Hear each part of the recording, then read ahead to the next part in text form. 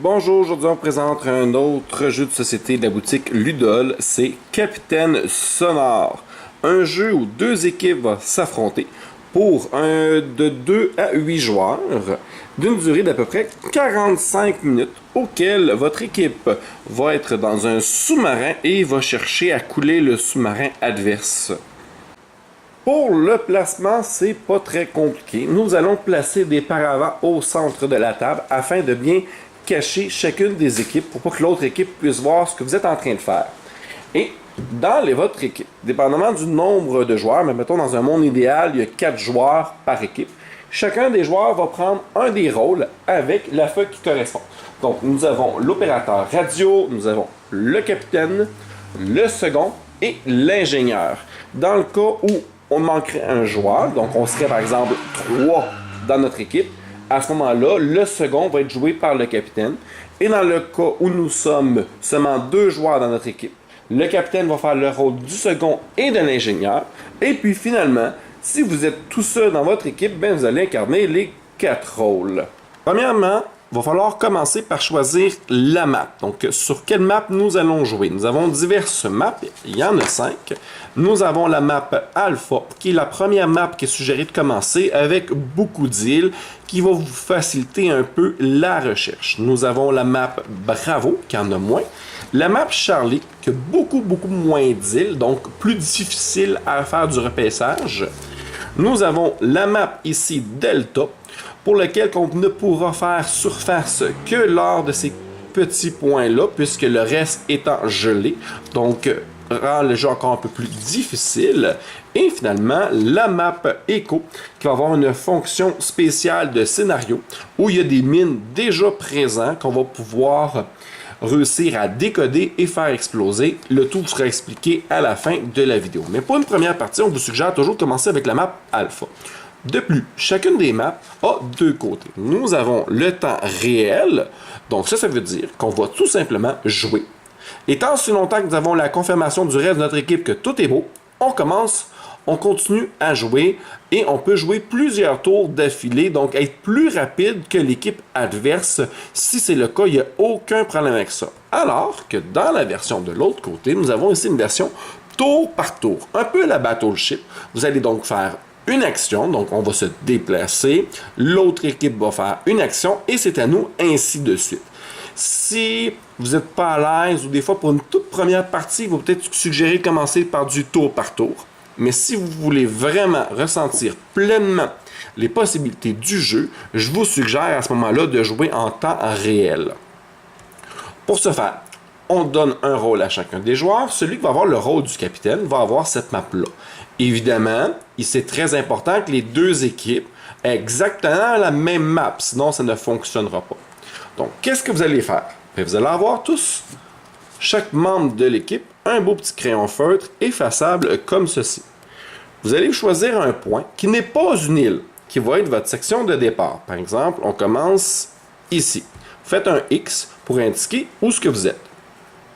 Par la suite, bien, vous allez continuer à partir de là et vous allez faire simplement des lignes selon où ce que vous vous déplacez. Et vous allez devoir indiquer l'information au reste de votre équipe fort et clair. Donc, l'équipe adverse doit être en mesure de pouvoir vous entendre, de pas simplement le chuchoter à l'oreille de vos coéquipiers. Vous n'avez pas le droit de faire ça. Vous allez dire quoi? Vous allez dire la direction que vous allez prendre. Je vais donc, quand je vais être prêt, donner à mon équipe le commandement qu'on s'en va route vers où est-ce qu'on s'en va. Par exemple, route vers sud. Et je vais faire une ligne vers le prochain point au sud. Je vais attendre dans le temps réel le hockey du second ainsi que de l'ingénieur, puis je vais pouvoir à nouveau donner une directive. Je vais dire par exemple route vers sud et je vais continuer une belle ligne par en bas. Je vais attendre le hockey du second et de l'ingénieur et je vais pouvoir donner une nouvelle directive. Route vers l'est et ainsi de suite. Aucun problème avec ça. Dans le tour par tour, bien, vous aurez compris que entre chaque direction, vous allez devoir attendre que l'autre équipe a joué une direction. Donc, vous allez jouer une direction, l'autre équipe va en faire une. Vous allez faire une direction, l'autre équipe va en faire une, et ainsi de suite. C'est important de savoir, il y a plusieurs règlements par rapport aux directions que vous pouvez prendre. Premièrement, vous ne pouvez jamais revenir en arrière sur votre chemin. Donc, si j'ai fait route vers l'est, je ne peux pas lors du prochain tour faire route vers l'ouest. Autre chose également, je ne peux pas croiser mon propre chemin. Ce qui veut dire que si je monte, par exemple, ici, vers le nord, je ne peux pas aller vers l'ouest et me ramasser là où j'ai déjà été. Autre chose également, je ne peux pas aller sur une île. Ce qui veut dire que si je suis ici, je m'en vais vers l'est, tout est beau, mais je ne peux pas aller à nouveau vers l'est et me ramasser sur une île. Voilà pour les directions. Donc, le rôle du capitaine va être très important. C'est lui qui va diriger le sous-marin tout au long de la partie. À chaque fois que le capitaine va faire un mouvement, le second va devoir cocher l'un des systèmes pour les préparer. Nous avons des mines. Les mines, comment ça fonctionne? Une fois que la mine va être prête. Donc, comment ça fonctionne? C'est très simple. Le commandant dit « route vers le nord », je coche. Après ça, je dis « OK ». L'ingénieur va dire « OK ». Le capitaine va donner une nouvelle route. Route vers l'est. Je vais cocher 1 et je vais répondre « OK ». Je vais également informer mon capitaine comme quoi que la mine est prête. Donc, je vais dire « Capitaine, mine prête ». Et là, le capitaine, à partir de ce moment-là, va pouvoir, après un déplacement, déposer une mine. La mine, il ne peut pas la mettre sur sa route, il ne peut pas la mettre là où il est. Il ne doit pas non plus la mettre sur une île. Ce qui veut dire que dans le cas présent, il pourrait la mettre là ou là. Il va indiquer un M. Parfait. Puis, lors de ses prochains déplacements, il ne pourra pas aller sur la mine. Puis, il va indiquer à son second comme quoi que la mine a été utilisée. Il va dire « mine utilisée ». Puis, par exemple, lors de son prochain déplacement, il va faire route vers le nord parce qu'il ne peut pas foncer sur la mine. Ça, c'est placer une mine. Lorsque le capitaine dit qu'il vient d'utiliser la mine, tout de suite, nous allons devoir effacer la mine. Il va falloir, on va être à nouveau disponible pour pouvoir l'utiliser. Il va falloir cocher à chacun des tours où le sous-marin va avancer la mine pour qu'elle soit à nouveau disponible, qu'on puisse à nouveau mettre une mine. Portez attention. Vous n'êtes pas obligé de l'utiliser tout de suite. Donc, par exemple, le capitaine a dit route vers le nord, vous avez fait une coche, route vers l'est, vous avez fait une autre coche, vous lui dites que la mine est prête. Il n'est pas obligé de l'utiliser tout de suite. Il peut la laisser comme ça pour plusieurs tours d'affilée avant de décider de l'utiliser. Malheureusement, tant si longtemps qu'elle va être pleine, il ne sera pas possible de faire d'autres coches pour des tours futurs. On n'a pas le droit de faire ça. Il va donc falloir aller cocher d'autres choses lorsque le sous-marin va se déplacer. Il faut noter également qu'une fois que vous avez placé la mine, le second a enlevé les deux petites lignes de mine. La mine, elle est placée. Mais le capitaine, c'est lui, ça va être son rôle, peut déclencher la mine quand il le veut après son déplacement. Lorsqu'il va déclencher la mine, il va aviser l'autre équipe. On va dire stop, donc on arrête le jeu. Il active la mine. Puis là, c'est pareil comme, vous voyez ici, regarde les lignes de 1 à 15 et les lettres de A à O sont ici. Fait qu'il va dire, on active la mine de K10. La mine K10 va exploser. Il va faire 2 points de dégâts sur K10. Donc, si le sous-marin adverse se trouve à K10 au moment de l'explosion, il perd 2. Sinon, il fait également 1 point de dégâts à toutes les places à 1 de distance, y compris la diagonale. Fait que toutes ces cases-là, ici, alentour, vont toutes subir 1 de dégâts. Évidemment, c'est important de noter que si jamais votre sous-marin se trouve dans une de ces cases-là, bien, votre sous-marin va se prendre également 1 point de dégâts. Sachez que le sous-marin n'a seulement que 4 de vie. Donc, ça va être important de faire très attention à ne pas se prendre des dégâts inutilement. Juste au cas où je ne l'ai pas précisé, lors des déplacements du capitaine, le capitaine ne peut pas se déplacer en diagonale. Il n'a pas le droit de faire. C'est vraiment les 4 points cardinaux. Donc, vers le nord, vers l'ouest, vers le sud ou vers l'est. L'autre système qu'on va pouvoir utiliser, c'est la torpille. Une fois que la torpille est complète, nous allons aviser le capitaine « Torpille prête ». Le capitaine va être au courant. Il l'utilise quand il le veut. Et, à un moment donné, lorsqu'il va vouloir, après avoir bougé, il peut lancer la torpille à une distance de 4, sans les diagonales. Donc, en ligne droite, de 4. Comme par exemple, ici, on voit qu'on déplace 1, 2, 3, 4. Puis, il va donner la position de la torpille. Fait qu'on fait stop, torpille lancée, puis il va donner sa position. Donc, par exemple, on serait ici, on calcule 1, 2, 3, 4. Je fais ma torpille ici. Donc, M6. Même principe que pour la mine. Le M6 va faire 2 points de dégâts sur sa zone, mais également 1 point de dégâts à toutes les places adjacentes et diagonales inclus, si jamais le sous-marin adverse se trouve dans une de ces zones-là. Autre chose, si jamais il arrive que l'endroit où la torpille est lancée, il y avait une mine, la mine est détruite. Donc la torpille va détruire la mine si c'est la position exacte. On continue. Nous allons avoir le drone. Une fois que le drone est complet, le drone peut être activé soit par le capitaine, soit par le second. Donc vous-même, vous pouvez décider d'utiliser le drone si bon vous en semble. Utiliser le drone, c'est très simple. Vous allez choisir un des 9 secteurs. Vous voyez, secteur 1, 2, 3, 4, 5, 6, 7, 8 et 9. Vous allez demander au joueur adverse s'il se trouve dans cette section. Par exemple, stop, utilisation du drone en zone 5. L'équipe adverse, dans le fond, le capitaine adverse va nous répondre oui ou non. Oui, ça veut dire qu'il se trouve quelque part dans la zone 5. Non, ça veut dire qu'il n'y est pas. C'est l'utilité du drone. Une fois utilisé, même principe que les autres, on efface le tout. C'est à nouveau disponible pour qu'on puisse le remplir. Le sonar. Dans le sonar, nous avons 3 informations qui est possible d'avoir. Premièrement, nous avons la ligne numérotée de 1 à 15. Ou nous avons les verticales. Donc, les verticales notées de A jusqu'à O, pardon. Et finalement, nous avons les secteurs. Donc, si par exemple, l'équipe adverse ont activé leur sonar, nous allons devoir répondre. Soit je dis que je suis dans le secteur 6, soit je dis que je suis sur la ligne 8, ou soit je dis que je suis sur la ligne K. J'ai besoin de donner une des informations qui est vraie, plus une information qui est fausse, pour justement rendre le tout plus difficile.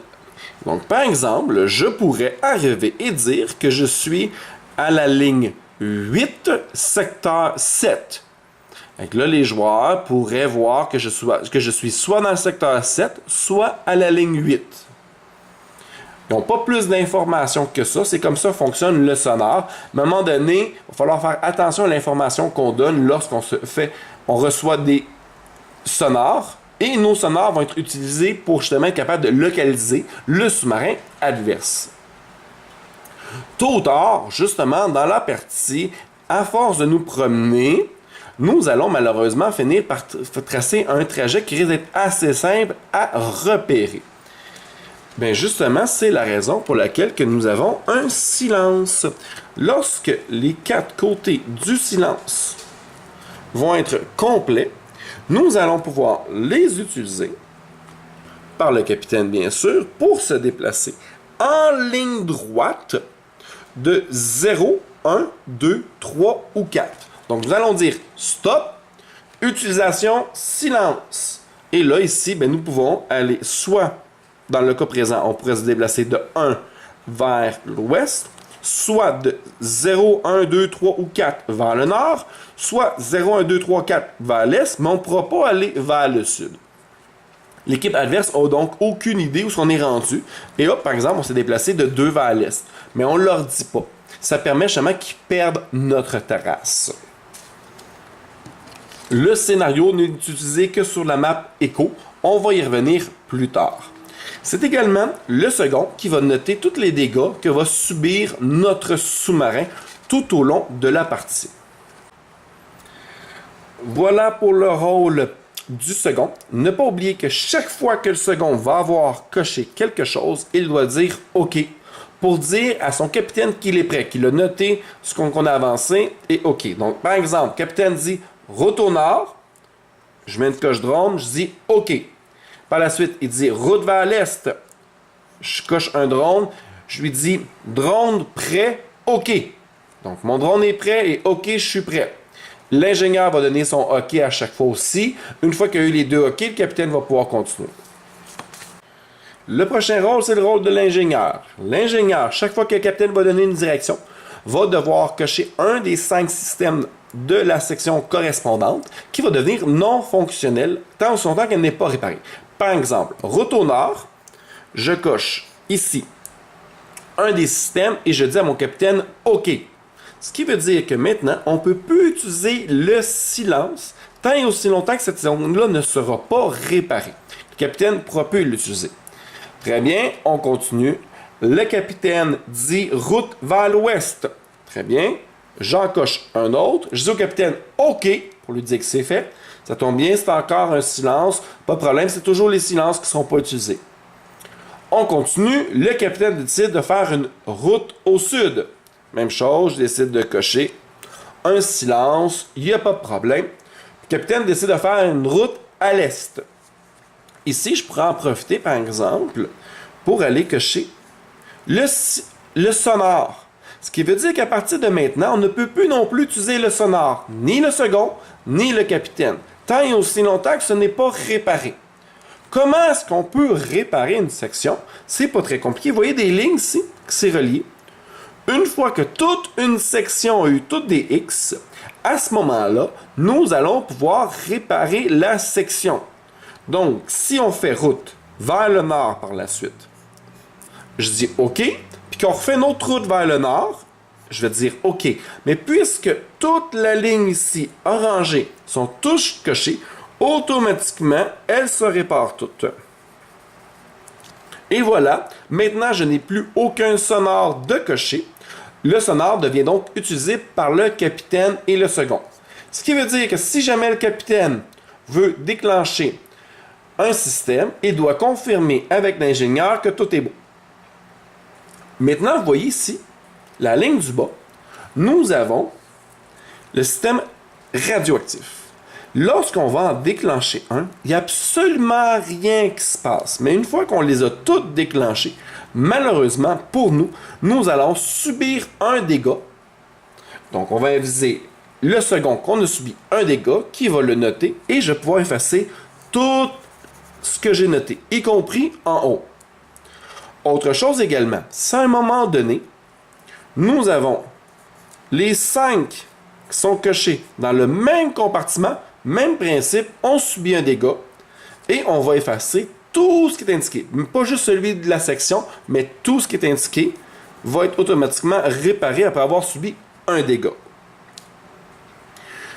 Autre chose également, si jamais on fait surface, donc surface, c'est le capitaine qui va pouvoir le faire. Donc, par exemple, ça ici c'est coché, ça va pas bien notre affaire, on n'arrive pas à rien faire. On ne peut plus rien faire, on ne peut pas utiliser d'armes, on ne peut pas utiliser de silence, on ne peut pas utiliser de sonore. Quasiment tout en bas est complet. Puis la seule façon justement d'effacer ce qui est en bas sans subir de dégâts, c'est lorsque nous allons faire surface. Lorsque le capitaine va donner l'ordre de faire surface, nous allons pouvoir tout effacer ce qu'on a subi comme dégâts. Dans une version tour par tour. Qu'est-ce qui va se passer? Premièrement, le capitaine va devoir dévoiler dans la section ce qu'il est rendu. Donc, si on prend ça ici, il va donc dire surface à la place d'un mouvement, surface zone 6. Comme on fait du tour par tour, l'équipe adverse va pouvoir jouer 3 coups d'affilée avant qu'on puisse submerger et jouer à nouveau, tout en restant au point où on est rendu. Donc, inutile de vous dire que c'est pas une excellente idée de faire surface, à moins d'être vraiment sûr d'être très loin de l'ennemi. Si jamais on ne joue pas en tour par tour, on joue en temps réel, lorsque le capitaine va donner l'ordre de faire surface, je vais effacer évidemment tout ce qu'on a ici, mais je vais devoir utiliser la section qui est en haut ici. Je vais faire une ligne alentour d'une des sections ici. Très important, ma ligne ne doit pas toucher à la section indiquée. Elle ne doit pas non plus sortir comme ceci. Il faut vraiment qu'elle soit à l'intérieur du blanc et qu'elle contourne. Une fois que c'est fait, je mets mes initiales. Donc, j'ai mes initiales à l'intérieur. Par exemple, ici, JE. Une fois que c'est fait, excellent, je prends la feuille, je la donne à un autre joueur. L'autre joueur va faire la même chose. Donc, il va arriver, il va se dépêcher, faire une section, puis il va marquer ses initiales. On le passe au troisième joueur. Le troisième joueur va faire la même chose en se dépêchant, puis va indiquer, par exemple, ses initiales. Le dernier joueur va faire pareil, se dépêcher.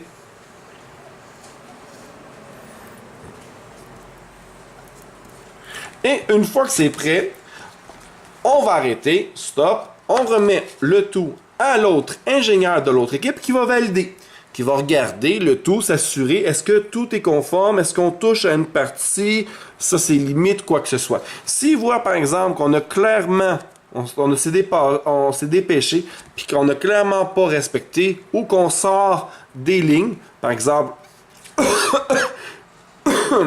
pardon, comme par exemple, on a dépassé ici, mais il va dire que ce n'est pas valide. Et il va donc falloir recommencer. Donc l'ingénieur va devoir tout effacer et reprendre depuis le début. Si l'ingénieur adverse confirme que tout est beau, tout est valide, nous allons pouvoir reprendre la partie. L'ingénieur va tout effacer et voilà, va dire OK au capitaine. Le capitaine va donner un ordre de submersion. On retourne sur l'eau et on recommence à jouer. Prendre note que lorsque le capitaine retourne sur l'eau, il ne change pas de point. Donc, s'il était ici, il retourne ici. Par contre, le capitaine va pouvoir effacer toute la ligne qui est faite. Mais il n'efface pas les mines. Les mines qui ont été placées sont toujours valides. Et il va retourner au point où ce qui était rendu.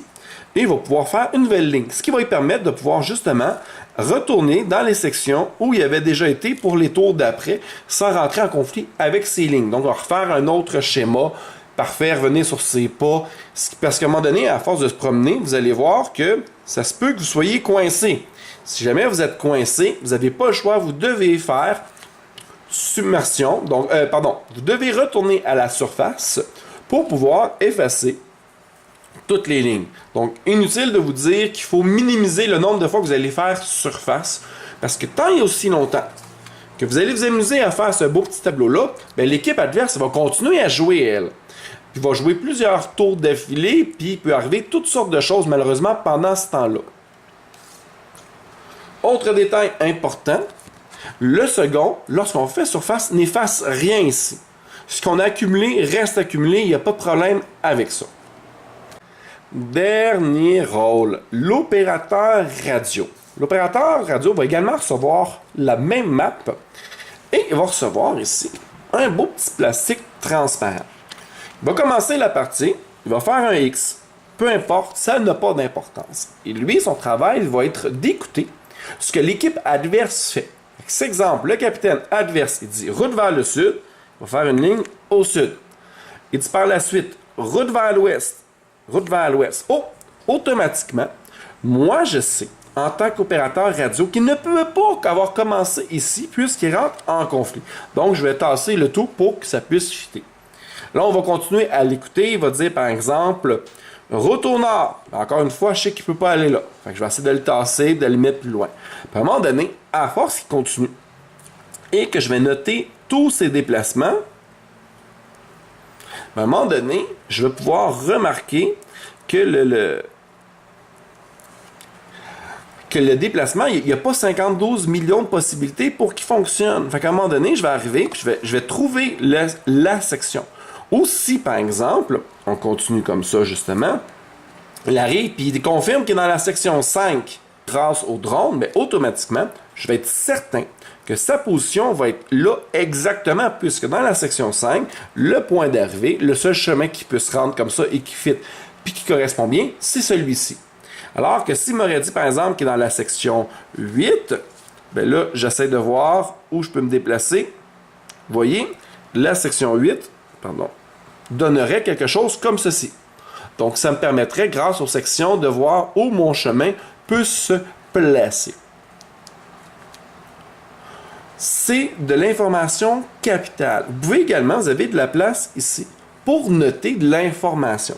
Donc, si par exemple, ici, vous apprenez qu'il était dans le secteur 5, bien, vous pouvez le noter ici. Secteur 5, vous pouvez noter de l'information, vous pouvez l'écrire à côté ici, tout ce que vous connaissez à tel moment. Il n'y a pas de problème, c'est libre. Même chose lorsqu'il fait surface, vous n'êtes pas obligé d'effacer vos lignes. Mais il faut comprendre qu'une fois qu'il a fait surface, il va pouvoir revenir sur ses pas. Donc, il pourrait revenir vers le nord ou aller comme ceci, puis continuer son chemin comme ceci, puisqu'il a fait surface. Donc, c'est à vous de voir si vous effacez ou vous effacez pas.